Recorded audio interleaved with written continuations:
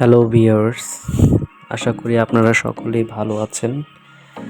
আজকে আপনাদেরকে নিয়ে যাব হচ্ছে লিফ লঞ্চ। এটা হচ্ছে মাওয়া যেতে যে একটা সৌন্দর্য একটা রাস্তা আছে। সো মাওয়া এক্সপ্রেস হাইওয়ে সেখানেই আপনার একটা ফ্লোর প্লাজার পাশেই হচ্ছে আপনাদের এই লিফ লঞ্চ। সো অনেক সুন্দর একটা এনভায়রনমেন্ট এবং অনেক সুন্দর একটা প্লেস। আপনারা যদি না যান তাহলে হয়তো কখনো দেখতে পারবেন না।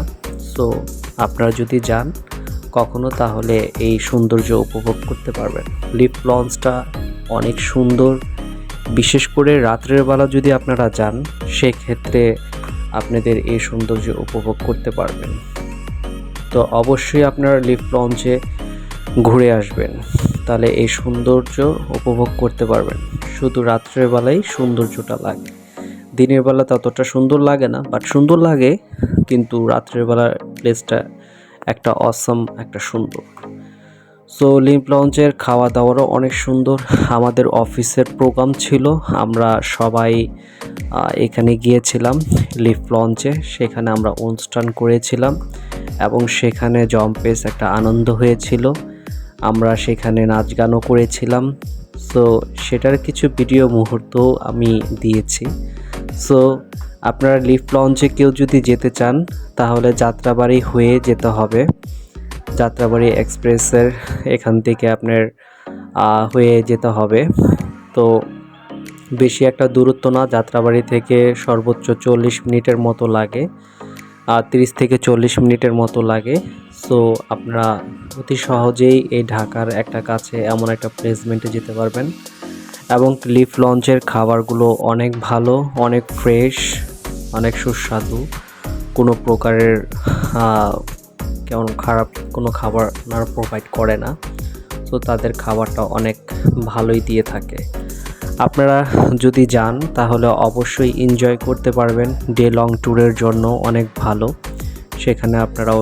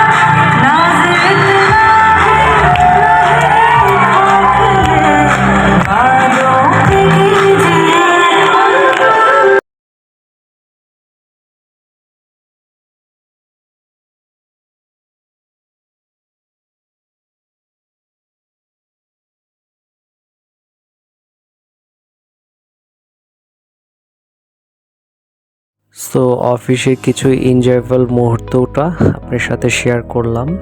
আপনারা দেখেছেন আমরা সবাই এনজয় করছি, অনেক নাচ গান হচ্ছে। এখানে প্রায় 100 জনের প্রায় উপরে ছিল, 100 জন থেকে 150-200 জনের মতো হবে, 100 জনের উপরেই হবে। সো আজকের ভিডিওটা কেমন লাগলো অবশ্যই বলবেন, এবং আমার এই ভিডিওটা যদি পছন্দ হয়ে থাকে অবশ্যই লাইক, কমেন্ট এবং শেয়ার করে দেবেন। অবশ্যই আমার এই চ্যানেলটি সাবস্ক্রাইব করে দিবেন। সবাই ভালো থাকবেন, ঠিক থাকবেন। ধন্যবাদ।